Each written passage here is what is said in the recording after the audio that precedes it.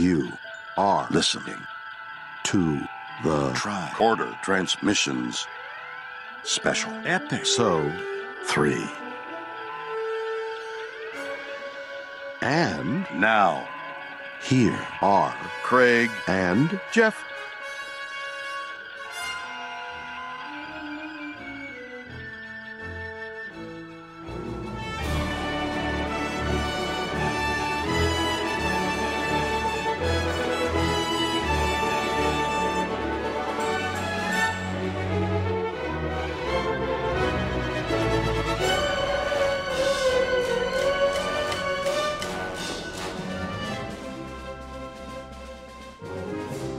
Hi, everybody, and welcome back to the Tricorder Transmissions. As always, I'm your host, Jeff Hewlett. And I'm Craig Cohen. And today we are coming back to you with a special supplemental log episode discussing the episodes Space Seed and Khan. And today we have a new special guest with us on the show. This is his first time with us. His name is Chris Ritzer. How's it going, Chris? Hey, what's up? How you doing?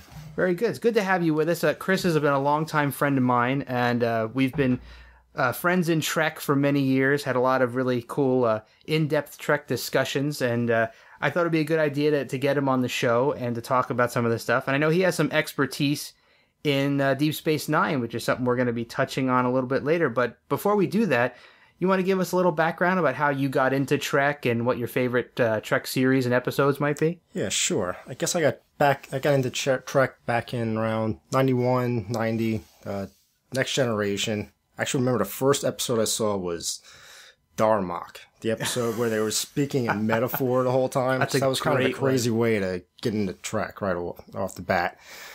But so watched that for a while, then really got into Deep Space Nine, and only really got into the original series about maybe 5-6 years ago.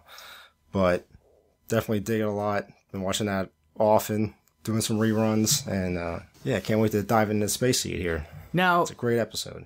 From what I understand, you've seen every episode of every series at some point, right? Yes. Wow. That's huge. All of them. That's like almost like what, around 700 episodes? Yeah, it's a lot, definitely. Wow, bravo. Thank you. And he's rewatching a lot of them. I'm currently in a rewatch. I'm doing a chronological watch. Started with Enterprise, then through the original series. Now went to Next Generation, the second season. So, wow, it's a lot of watching. It's intestinal fortitude to get through some of that stuff. I have to hand awesome. it to you. Bravo.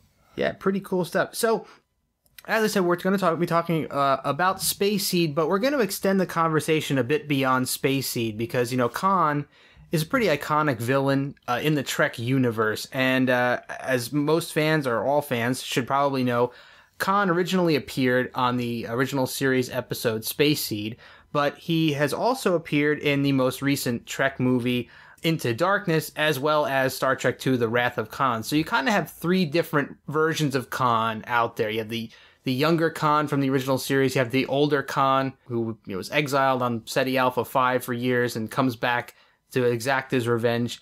And then you have the newly re-envisioned Khan in the Into Darkness film that was out not long ago. So we're going to dive into Darkness first, and we have a couple of topics that we're going to talk about. One of the things that I remember after the movie came out was that a lot of fans were a little up in arms by the fact that they changed Khan's ethnicity. The original Khan from the original series show and the Star Trek II, he was suspected to be of Sikh or Northern Indian descent, and they changed him to more of like a Northern European or Anglo-Saxon in the new Into Darkness movie. So, do you guys think that the ethnical difference really played a factor in the new movie for you? Do you think it kind of affected it in a negative way? What do you think, Chris? I don't think it was affected in a negative way at all.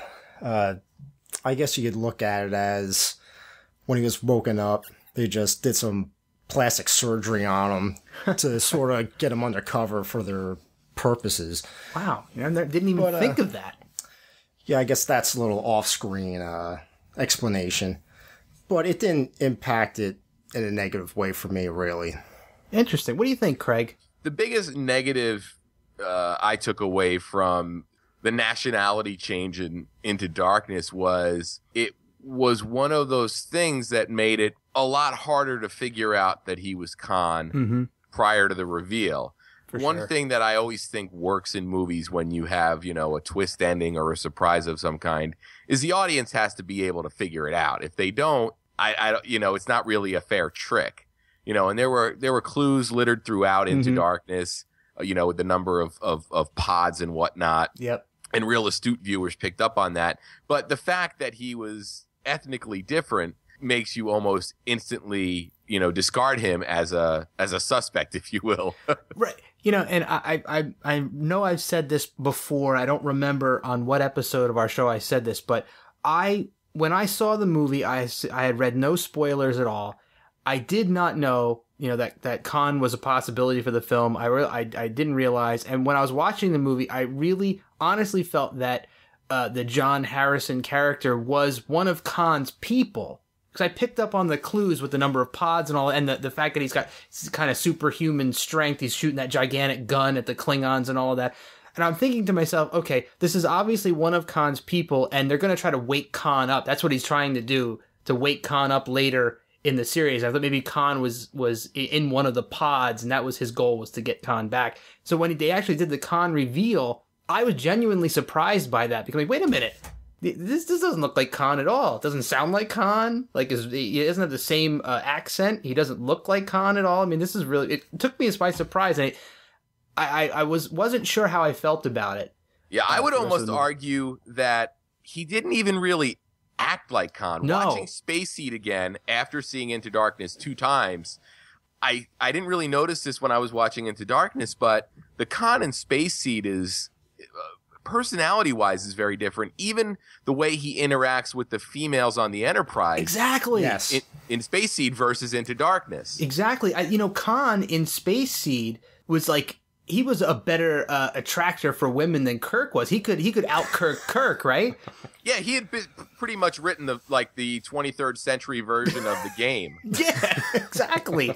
You know, that one scene where leave or don't doesn't matter to me. Oh, it's you know? so classic, That scene man. is fantastic. Unbelievable. You know, be here if you want to, not because you feel you need to. I mean, yeah, it's like a complete mind F, you know? Oh, spectacular. Absolutely spectacular. So the race change, or the ethnicity change for Khan, wasn't the only thing they seem to have added to the Khan character for Into Darkness. The other thing that kind of threw me for a loop, and I'm still not sure how I feel about it, and I'm kind of leaning towards the negative, was that they gave him this regenerative power. Like, his blood could bring life or enhance other human beings. So, you know, they use his blood to save that dying little girl, and then they use his blood to bring Kirk back to life. So I think that's the main reason they gave him that power, was to bring Kirk back to life. They were going to want to kill him off, and like, how do we get him back now? Yeah, well, I mean, when we got through the whole movie, it was pretty obvious that they tried to reverse the original Wrath of Khan. Instead of Spock dying, it was Kirk, and you know, Kirk had to make this big sacrifice, and you know, it seemed like pretty obvious to me that they kind of almost felt like they phoned that plot line in. But what do you think, Craig? But then they didn't even have the like sort of balls to commit to it. Right. Right. Like, that was one thing about Star Trek 2. And I remember when I was a little kid, and my uncle took me to see Star Trek 2. And I remember after the movie, it was my uncle and I and our family friend Jeremy, who I think I've mentioned on the show before. We went to see it. And when we were walking out of the theater, I remember, I was still pretty young at the time, but I remember my uncle and Jeremy saying, I can't believe they're letting it end that way. They killed Spock and didn't bring him back to life. I mean, it was like a mind blow. People couldn't believe that they would kill off the dual main character. I mean, they always say he's the number 2, but Spock and Kirk are pretty much equal in the Star Trek universe, I think. And to kill off a major character like that, and Into Darkness kind of cheaped out, right? They just sort of they chinced out on that deal. They didn't leave. They could have left Kirk dead and made a sequel, right? Definitely. Yeah, and I think we've talked about Into Darkness a handful of times, and my biggest problems with that movie sort of occur in the like accelerated, you know, last 20 minutes of that movie, where it feels like they were like, oh shoot, we got a lot to do here. We gotta let's cram it all in. It does feel that way, doesn't it? Yes, like that's a good point. Yeah. it felt like it was almost like a fast forward ending. Like they took forever to get where they were going. Like they could have changed the pacing of that movie quite a bit and made it better. But one last topic about Into Darkness, and this is a fairly recent one. And Craig and I talked about this on a recent intro to one of our episodes. But it came out in an interview a couple weeks back or so that J.J. Abrams, his second guessing his desire to hide the Khan character's identity prior to the release of the movie. And we know from history that J.J. Abrams likes to play that game where he doesn't want to reveal much about his movies, and he goes so far as to, put the embargo on all the actors and people involved in the film. You can't admit to anything in interviews. And Benedict Cumberbatch came back afterwards and kind of had a little bit of a semi-angry retort. He wasn't exactly happy with J.J. Abrams second-guessing it after the fact and saying, well, maybe we shouldn't have hidden the Khan character. And Craig and I have shared our thoughts about this, but, what do you think, Chris? Do you think that if they revealed the Khan character before you saw the movie, would it have affected your opinion of it going into it? I'm not sure it would have affected my opinion of it, but I think it possibly could have had a big impact on longtime Trek fans. Because they know right away you have this European Khan in the movie, and they'd be like, whoa, that's too big of a departure, possibly. Yeah, I think I shared that opinion, too. I think I had the same opinion when we talked about this earlier, that, I think it might have biased people, especially longtime fans. I don't think people who are not Trek fans, who just kind of like the newer movies, these new movies, I don't think they would have known one way or another. For my sake, I'm glad that they didn't let it go ahead of time, because I probably would have been tainted before going into it. I probably would have had a little bit of a jade on. It's like, oh, come on, man. This is... Because the first movie didn't really do many... take on a previous villain or a famous villain from the series prior. So what do you think, Craig? I think the funniest thing here is the keeping Khan a secret was done solely for the benefit of the audience. And JJ pretty much said, the crew didn't know who he was, so why should the audience? But the thing is, after he reveals himself to be Khan, it doesn't matter to Kirk any more than it did before he knew his name was Khan. He could have said his name was, Jefferson. I mean, it was a name that didn't mean anything to anybody but Spock Prime. Yeah. So it's a strange thing to go back and backpedal. I mean, JJ has done this in so many movies prior. I was kind of scratching my head as to why he would start second guessing himself now. Yeah. After all of these prior movies. I mean, Cloverfield. I remember the trailers for Cloverfield. They weren't going to let you see the monster. And Super 8, like they only showed you the train car, and then the kids running around. Like they wouldn't show you what the monster looked like. Remember, and it was a big deal. Yeah. Well, that's the thing, though. I mean, a movie is basically going to stand not on the surprises that it delivers, but ultimately the lasting impact of the story that it tells. Because you're only going to get to be surprised once. Every time you watch that movie from this point on, you're going to know that. Exactly. So if the storytelling isn't, up to snuff or as tight as it can be, the surprises have no weight. That's true. And I think a lot of filmmakers get lost in that nowadays. Yeah, I think that's absolutely true. And one final word about Into Darkness. A comparison between, the original Khan and the older version of the original Khan from Star Trek II and the JJ Khan. As far as you guys are concerned, what are your opinions on the three different Khans? Which Khan are you the most fond of? I know that I'm most fond of the Star Trek II Khan. I loved that portrayal by Montalban. I think there are a couple of elements of his character that didn't transfer over, like his way with women. There were no female really interactions with Khan in Star Trek II, but I think as far as Star Trek villains go, the Star Trek II older Khan is incredible. I have to agree with that. He just oozes charisma all over the place. He's the man you love to hate. Exactly. And that's my big problem, I think, with Benedict Cumberbatch as New Khan. He's just sort of boring. He's just very angry, and old Khan, you can sort of root for him. Yeah, you kind of can. And, with New Khan, with the Cumberbatch Khan, like, even when the reveal came out as to why he was so angry, I didn't get a pang in my heart going, oh, I really feel for this guy. He had done so many douchey things up to that point that I was like, the people are still alive. They're just in the tubes, man. Yeah. Come on.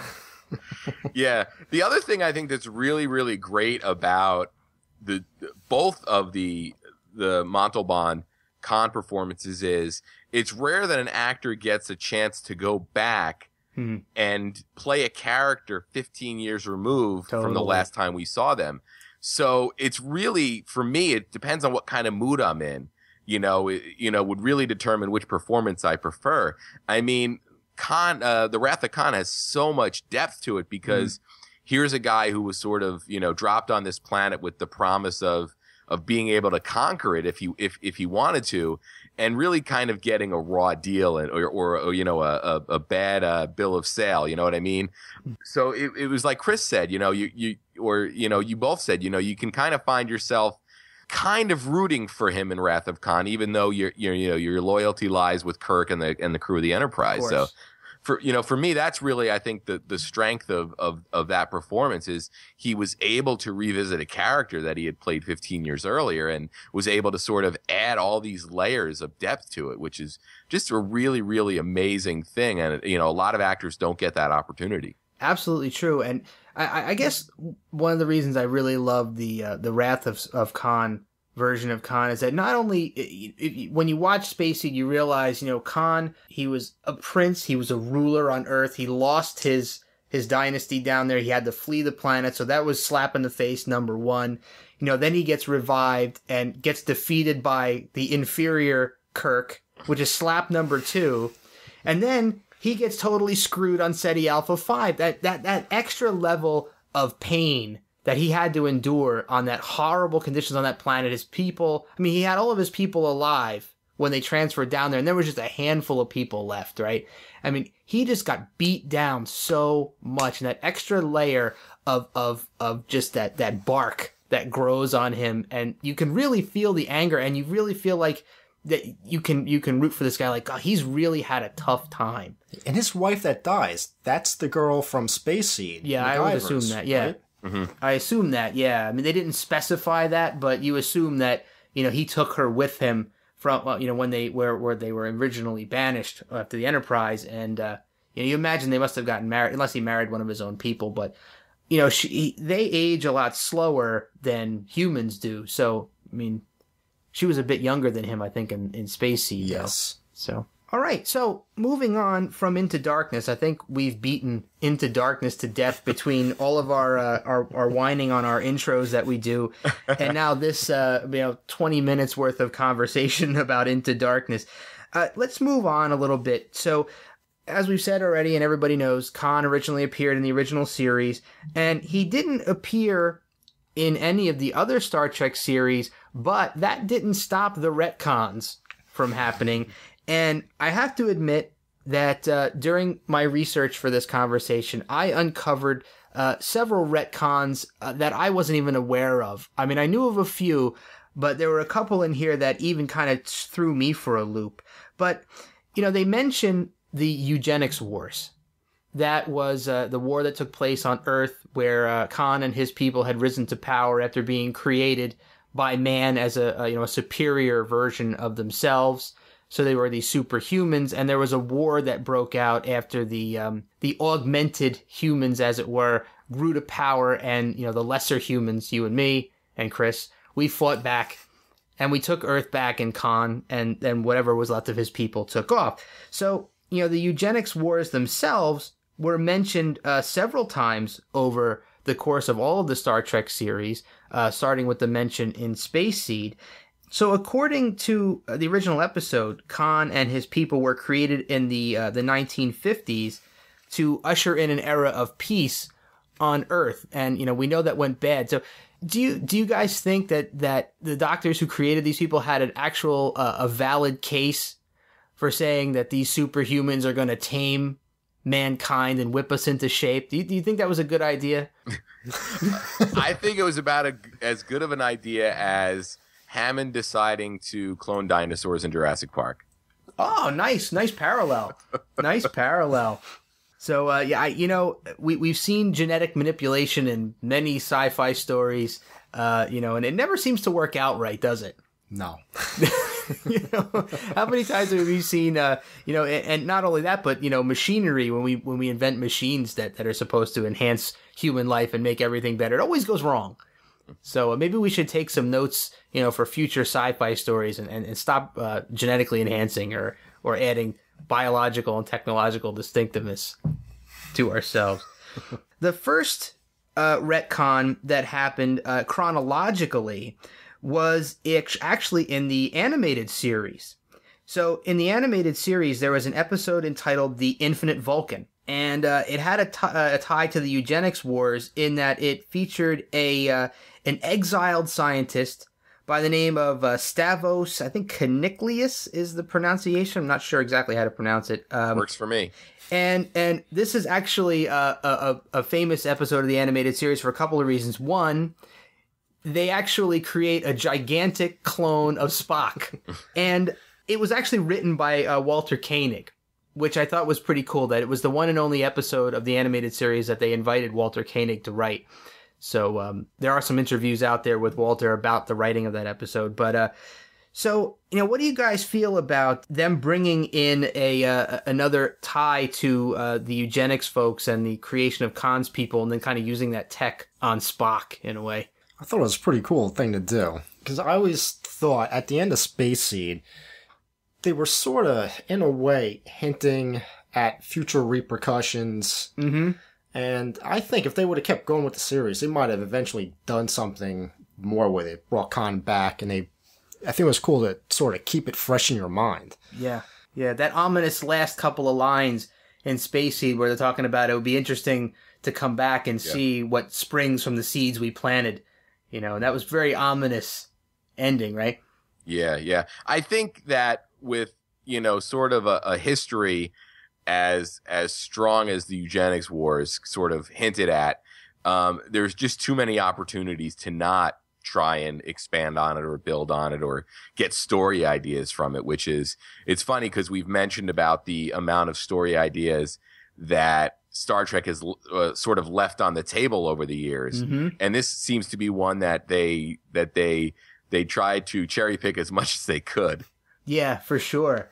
Now, thinking back on it, something that Chris just said kind of sparked a thought in my mind. So you said if the original series had continued, so say they did a season 4 and a season 5, and they somehow, you know, worked Khan back into the story, maybe they had gone back to, you know, SETI Alpha 5 to check on him, right? And what kind of stories do you think they could have made out of that, aside from what happened in Star Trek 2? Possibly where Khan tames that planet awfully quick and starts going to other planets.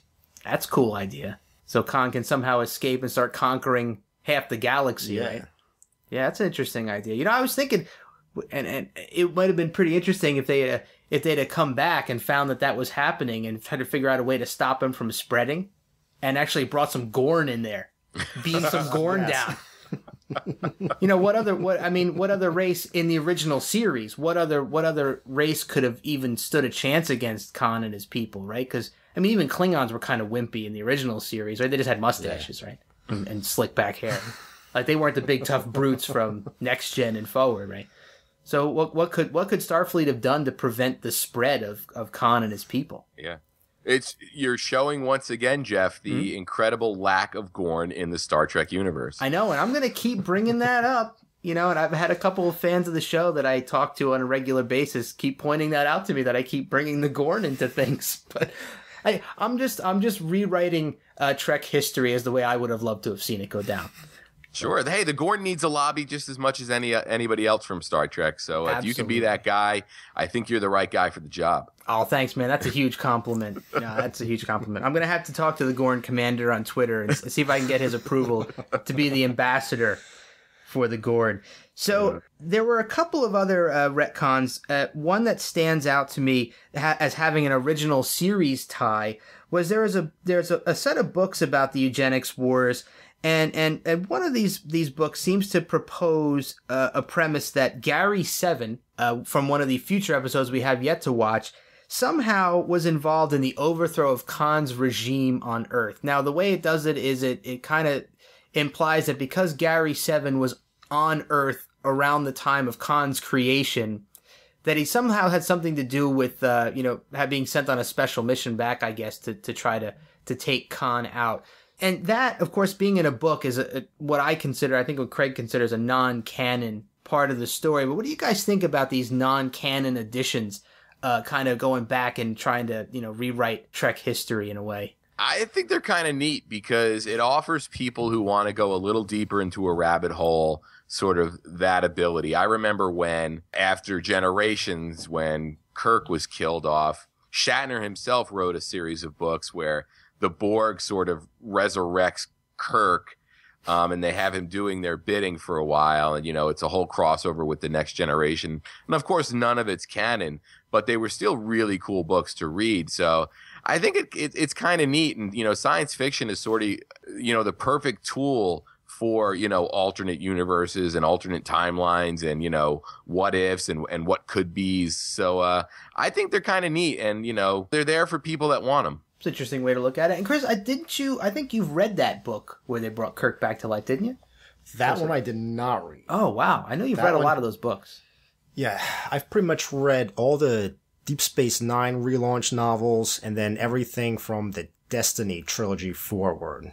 That's where the Borg come back and they have to give them a whole big human-based origin and all that. And that was a lot of head shaking on that one. But yeah, a lot of the books after that were really good, though. Yeah. It's funny. We talked about, I guess, the first Borg appearance on our last supplemental episode with Jeff Ferry. And, we basically, got back to the, the whole baby Borg concept, which seems to have been, dismissed by Trek. But that was kind of a head scratcher. I watched that episode recently, and it blew my mind when they opened this drawer and there's the little baby Borg. Yeah, he's just kind of hanging out in there. It's a happy little baby, man. He's smiling, squirming around, got the tube stuck on him, right? It's some funny stuff. So the retcons, I think, of Khan and his people are the most egregious in the Enterprise series, which I think is kind of notorious for some retconning. So there's actually quite a few retcons to Khan's people and the creations through that happened during Enterprise. And one of the ones that really sticks out to me, and Chris and I have discussed this previously, was there's a story arc in Enterprise. In the last couple of seasons of Enterprise, they had these, couple episode story arcs. And this was, I think, a 3-episode story arc called Soong's Augments. And it was a season 4 story arc.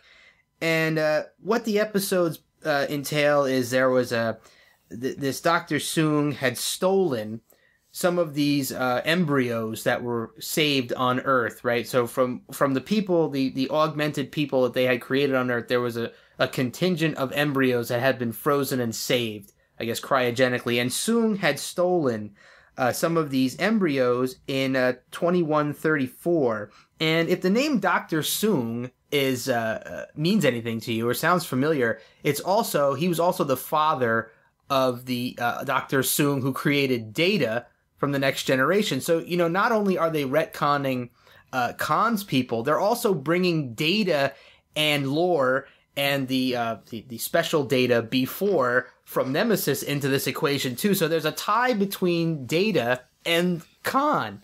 So, do these retcons blow you guys' minds? I mean, Chris, I know you're a fan of a lot of these series. What do you think about this particular? That particular one?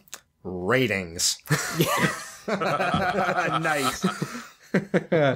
So, they brought back Brent Spiner for these episodes, and Brent Spiner played the father, the Dr. Soong, the father of the Dr. Soong who created Data and lore. So, Dr. Soong meets up with this band of rebel augments who are marauding across the galaxy. And of course it winds up to, being up to Captain Archer to stop them from, hatching their evil plan. But, they plan to actually, give birth to more of these or bring these embryos to life. So, Craig, what are your thoughts on this, multiple series, retcon? Bringing these elements together. Do you think these elements should really be brought together? And do you think it was done in a way that would be acceptable to Star Trek fans? I don't think you're ever going to please every Star Trek That's true. fan. But I think it's one of those things where who's ever guiding the series at the time, and, after, Gene Roddenberry died, there were other people guiding it. Yep. At that point, it's really their call to make. And, if you can find a logical way to make connections, I'm all for it. Having not seen a lot of this, the stuff, especially the Enterprise stuff, none of it sounds like too absurd to me. It's one of those things where it gets to the point where everything just starts to sound way too coincidental. Yeah, that's kind of the way I felt about it when I saw it. If they'd have had just the augments on the show and didn't connect it to Dr. Soong, I think I would have been a little more warm to it. But the fact that they added that piece of plot convenience and had that tie-in with the Next Generation, it just seemed like they pushed it a little too far for my taste. Good in theory, but it could have been executed a little bit better. True. Yeah, I have to agree with that. So, that being said, there are further retcons that happened on Enterprise, and the next one is from an episode called Hatchery. And Hatchery retcons the Eugenics Wars by placing Captain Archer's great-grandfather in a battle with augments in North Africa sometime in the mid-90s. Mm-hmm. So now they're tying Archer, in a way, back to the Eugenics Wars as well.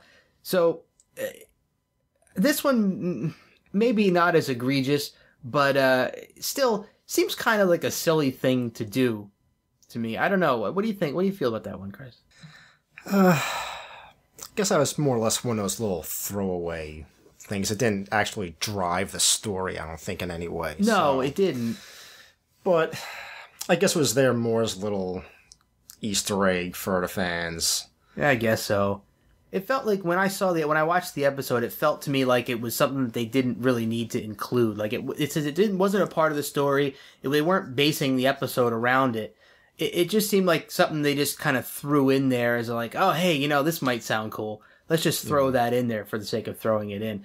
I hear you laughing over there, Craig. Well, it's funny, and it's always neat to get those little Easter eggs. But I'm thinking that like the Eugenics Wars is sort of like the Star Trek's version of the Clone War done right, because like in Star Trek's we aside from the the books and whatnot, we haven't really gotten a clear-cut image of what the heck these wars were about. Whereas in the first Star Wars trilogies, Obi-Wan talks about the Clone War singular, and it created all these images in my head as a kid. I was like, well, are there two Obi-Wan Kenobis that fight each other? And then of course, we got the cartoon and the prequels that sort of demystified the Clone Wars and really presented something that was a lot less interesting than what I had created in my head. So it's kind of neat that Star Trek has built onto the legacy of the Eugenics Wars a little bit, but hasn't done like a complete reveal. Interesting. Because, I don't want to get on a Star Wars tangent, but I too had those visions of what the Clone War were like in my head. And I have to say, maybe it's the bitter and jaded fan that I am. I was a little disappointed with what they turned out to be. So maybe it would have been better for me to just leave it a mystery. Like, leave the Eugenics Wars kind of a mystery, too. I don't want to see too much about it. But, So, Chris, did you have any ideas about the Eugenics Wars yourself, Chris? I mean, prior to any of these retcons? Not really, no. Because all I really ever heard from it was just a little bit from the original series. And I figured, war went down with a bunch of Supermen or whatever. But I didn't really think about it too much. Yeah, because there's that little exchange between Spock and McCoy walking down the hallway where Spock is just kind of rattling off the facts about the Eugenics Wars, and McCoy takes the more emotional stance about the eugenics in general, right? And so maybe there are books that describe what the Eugenics Wars were and some of the activities that went on during the Eugenics Wars, but I haven't actually read them. So I don't think, Chris, you haven't read them either. No, I haven't read them yet. I was probably going to pick them up soon and give them a whirl.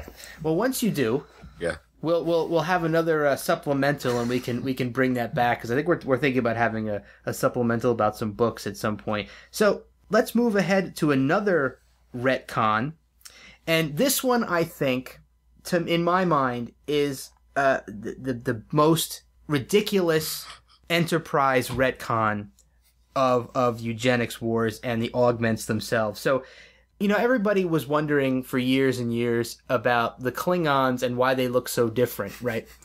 So Enterprise, from the original series to Next Gen and beyond, they had the Klingons with the larger foreheads, and they're much more, physically aggressive and big and hulking. And according to Enterprise, there were some genetically enhanced augment embryos that happened to be captured by the Klingons. Oh, goodness. And one thing leads to another, and somehow a virus is created from these embryos that winds up altering the Klingons' physical appearance, and therefore they become the Klingons we know and love from the movies. But didn't Next Generation address that? No, it was actually mentioned on a Deep Space Nine episode, the Tribble episode. Okay. Yes. When they're on the space station, they're in the bar, and Klingons come in. And everyone's like, what's up with the Klingons? They're asking Worf this. And his answer is simply, that's something we prefer not to discuss, and that's what they leave it at. Oh, right. Yeah. I thought it was perfectly fine to leave it like that. I thought it would have been pretty cool that way. Yeah, because it was, up until then, you were supposed to use your imagination to try to figure out, and I always thought maybe they were, another faction of Klingon, because, see Klingons. Too. Klingons, I mean, the home world is big. Maybe there are multiple species of Klingon on that world, and maybe this bigger, stronger, faction took over, and that's why now you have these other Klingons. But or you could have had really vain Klingons who sort of had modified themselves with future plastic surgery, where they got the forehead reduction or whatever. The really vain Klingons who wanted to look more more human. That's entirely possible. But although you do hear a lot of through the different series, you hear a lot of Klingons kind of hate on the appearance of humans, especially the female Klingons like to hate on the appearance of human females, right? Yeah. So maybe there are some vain Klingons out there. I think overall that might be the most egregious retcon that I've learned of tonight. And until I sit down and watch Enterprise, I can't really pass final judgment. But that definitely seems like one of the biggest reaches that they sort of took. It seems to fall a little flat for me. I think that was another one of those ratings things for Enterprise, right? To keep people watching the show for all these big reveals and revelations. I gotta keep watching this show. What are they gonna reveal next week? Right? Let's jump on to another retcon. This one from Deep Space Nine, and I've been kind of holding off and waiting to get to this point because I know Chris has a lot to say about this one. So in a Deep Space Nine episode called Dr. Bashir, I presume. It retcons Dr. Bashir as being a product of some similar genetic engineering as Khan, and there's even a line in the episode that says, for every Julian Bashir that can be created, there's a Khan Singh waiting in the wings. So, Chris, I know you've got a lot to talk about on this one, so I'll just defer to you. Okay, when this first happened, I was pretty much like, did they really need to do this? It sort of came out of nowhere. You never had any clues that he was genetically enhanced throughout the entire show. It just sort of happened. So that was definitely a bit disappointing at first. And then they followed up on that episode with another episode with more augments called Statistical Probabilities, with a bunch of people that had some genetic work done to them, but they all went a little bit insane, a little bit off their rockers, and Bashir was trying to help them out. That episode wasn't too good either. However, after that episode, there was an episode called Inquisition, and in this episode, they're investigating Bashir because they believe he's spying for the Dominion at the time. And it ends up being the introduction of Section 31, Starfleet, super deep undercover intelligence, like their version of the Tal Shiar. And the whole reason they want him is because he's been genetically enhanced. They want him to work for him. This happens to lead into some really cool stories in the 7th season then of Deep Space Nine. So, while it got off to a pretty rocky start, there were some good stories at the end because of that setup. So, in the end, it worked. Interesting. You know, I have to say, Chris, you've been trying to sell me on Deep Space Nine for years, and you know you're getting close to convincing me to start trying to watch this, because I've said many times in the past that I've never watched Deep Space Nine. I didn't really care for it too much, and you know I was sticking to my original series guns, but the more I hear you talk about it and how much you enjoyed some of these storylines, I may have to actually dip my toe in a little here. Yeah, there's definitely some good stories in there. The overall arc is good. And in the end, Bashir, it's funny they actually mention for every normal genetic mutation, there's a Khan Singh waiting in the wings or whatever. Yeah, I like that. Towards the end, Bashir really becomes the anti-Khan. He's a total 180 from him, and where Khan just wanted to take over everybody, rule everyone, Bashir is the exact opposite. He cares for people. He wants to help as many people as possible. And in the books, he ends up curing a massive Andorian genetic failing and gets locked up for it. So he takes it really far. So does this mean that if it had been done properly, the original eugenics motive on Earth in the 1950s, they could have just been a race of Bashirs and it could have been a peaceful Earth? Yes, it could have happened. That's kind of what I took out of that. So I wonder what the difference was in the engineering of Bashir versus Khan and his people. Yeah, Bashir's engineering happened after he was born.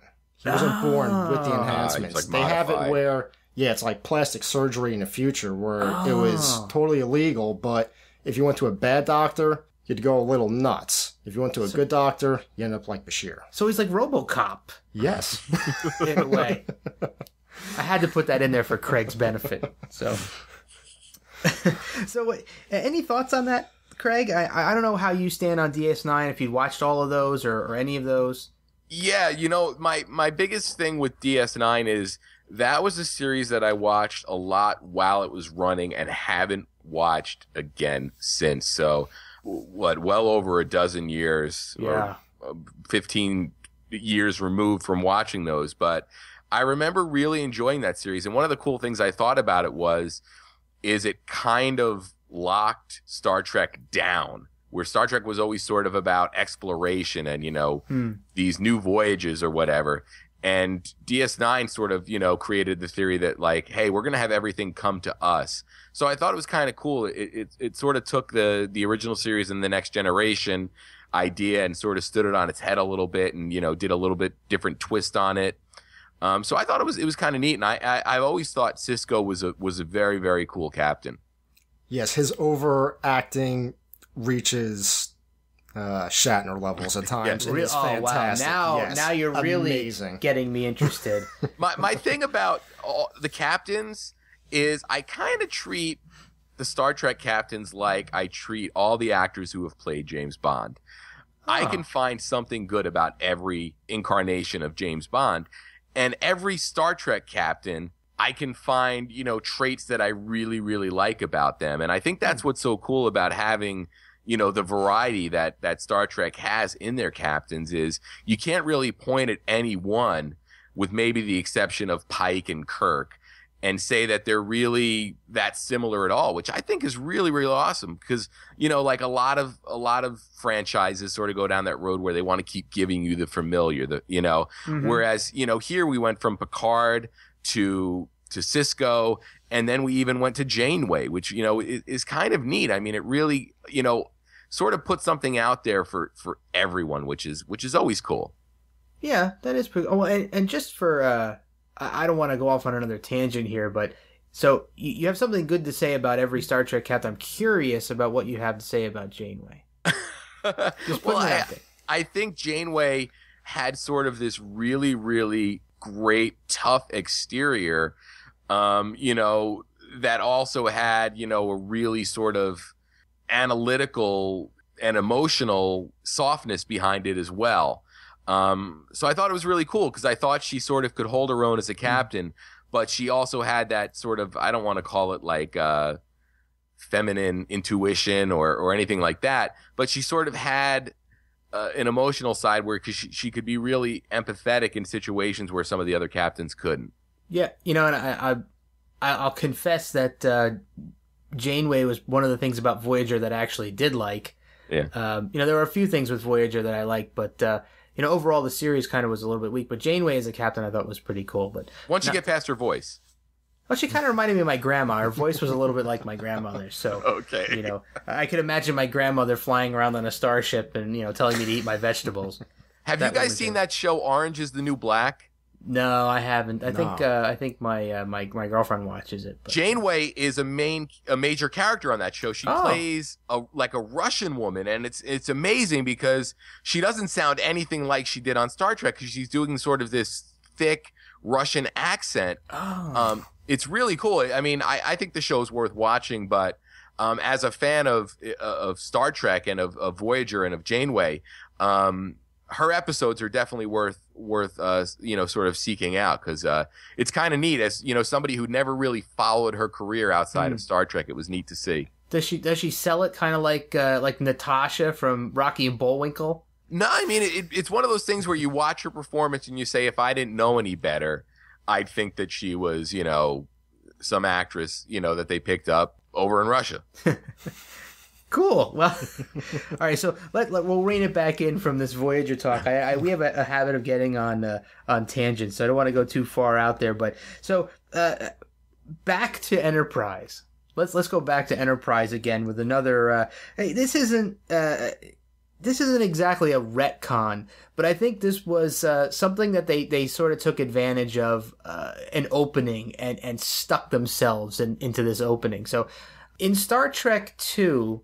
There's the scene where Chekhov is down on the planet and they discover Khan, and there's a little discussion that happens between a disagreement about the way things went down between Chekhov and Khan, and Khan is pretty much trying to sell the fact that, you know, Kirk exiled him to this barren sand heap and pretty much doomed him to die, and Chekhov says, no, you know what? On SETI Alpha 5, there was life. Mm-hmm. So here comes Enterprise.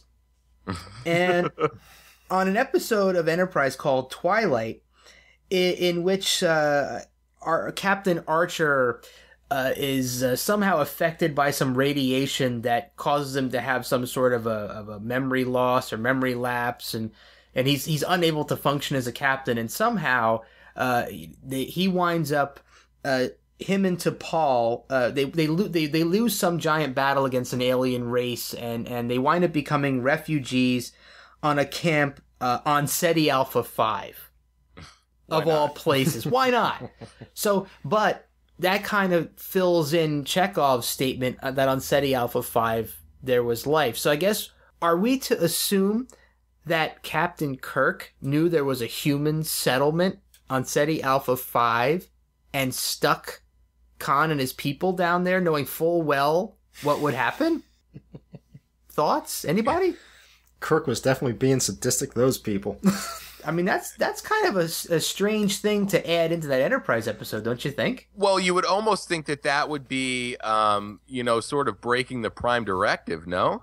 You would, and that's the strange thing. I think this I'm not really bothered by the fact that they felt the need to do that, but I think that this particular insertion sort of puts Kirk in a bad light, if you think about it that way. You know, because Chekhov obviously knew that there was life on SETI Alpha 5. And so that would mean Kirk would have to have known that there was life on SETI Alpha 5. So that means that Kirk specifically put those people there knowing full well that there were other human beings on that planet who were going to be taken over, possibly enslaved by Khan's people, right? I don't like the way they did that. I don't think that's a cool thing to do to Kirk. Maybe Kirk thought he turned a new leaf. Being all kind to him, letting him go, and it's a big risk to take, though. But at the same time, SETI Alpha 5 is a pretty big planet. you know, I mean, you could say, you know, that refuge, you know, that camp or whatever on SETI Alpha 5 could be in, you know, what we think of as like the United States here, and they could have dropped Khan in Australia, you know, to sort of really follow the Botany Bay reference. So it would have taken him a long time to sort of conquer his way over to where the human settlements were. Perhaps. But eventually he would have gotten there. Yeah. I mean, what it really sort of points out is what Kirk did at the end of Space Seed, even within his power within Starfleet?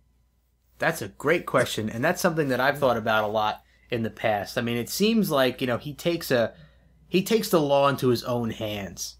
Yeah, without a doubt.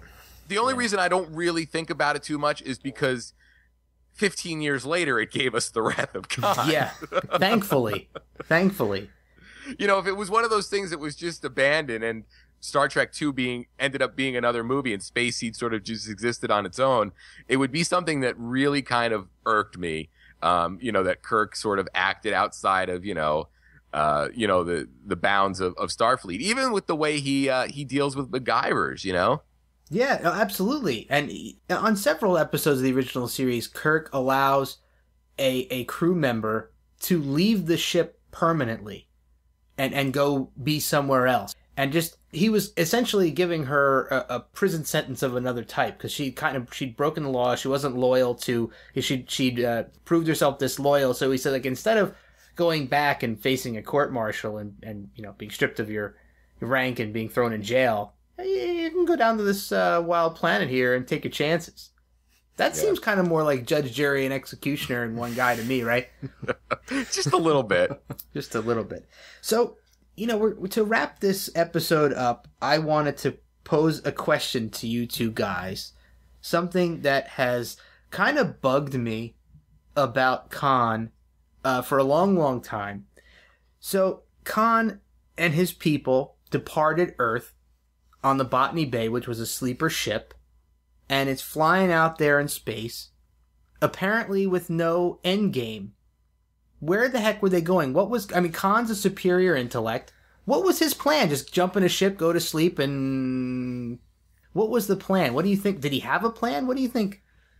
I think that ultimately his plan was something very similar to what happened, which they would end up, you know, being discovered by, you know, a more advanced civilization, and he would, you know, find a way to conquer. So I think that was sort of his plan. I mean, I'm not sure he knew how long they'd be floating out in space for, or if they would ever even get found and sort of thawed out. But it seems like that was the gamble he took, you know, in order to see if, you know, he'd get another shot at domination. That's a pretty risky gamble. What do you think, Chris? I had the exact same thought as Craig. Fascinating. Wait it out till hopefully people forget about him a little bit, then take him by surprise and start taking over again. So I would have thought, I mean, and I'm wrong apparently, I would have thought that there would be some sort of a course setting that they would have put into the navigation controls of that little Botany Bay ship, and found a habitable planet within the ship's range and just kind of fallen asleep until the ship got there, right? So obviously there was some mechanism in the ship that was capable of waking them up, because, you know, the ship wakes up Khan first, right? Mm-hmm. So there must have been some sort of a plan somewhere that says, you know, if we come in range of a habitable planet or whatnot, wake Khan up, he'll check stuff out, and if everything's copacetic, he'll wake up the rest of the people, and they'll, you know, go and rape and pillage and conquer again, right? But that's always been something that I thought about. So if anybody out there, any fans of the show who are listening to this broadcast and have any other ideas about what the plan might have been, the unhatched plan that we don't really know, you know, throw us a message on our Facebook page, or send us a tweet at TTT_pod and let us know what you think, because we're very curious about this. So before we close up the show, any final thoughts from you, Chris? Space Seed, if I had to choose probably one or two episodes to get someone into Star Trek, Space Seed would be one of them. Nice. It really, everything that you would hope for in a Star Trek episode pretty much happens. You have some really good interaction between Kirk and Spock. You have McCoy, who has a knife getting held to his neck, laughs it off. You have a great fight scene at the end between Khan and Kirk. And just the charisma oozing between Khan and Kirk, it's just too much for the screen to take. It's just fantastic. I love it. It's a great episode. Nice. Craig, anything from you? Yeah, it's kind of hard to follow that because Chris just did such a wonderful sort of, breakdown of why that episode is so great. I just think that Space Seed is really, really special in the sense that it created all of this, material that the other series built on and gave us a theatrical film 15 years later, which kind of really speaks to the strength of that episode and the character of Khan. So it's definitely an episode that I consider one of my personal favorites, and is one that I have shown to people as their first episode of Star Trek. Really? Wow. Nice. Very, very cool. So great wrap-ups from you guys. So, thank you to Chris for being here for your first episode. I hope you enjoyed yourself. Oh, thank you very much. Had a great time. Great. So I hope this means that you'll come back on the show again. Oh, certainly. Great. So we've got some other planned extended episodes coming up in the future. So looks like we may have our friend Chris back again. And thanks, of course, to everybody for listening. And once again, you can find more about our show on the tricordertransmissions.com, facebook.com/the Tricorder Transmissions, or on Twitter at TTT_pod. Once again, thanks for listening, everybody, and we'll see you again soon.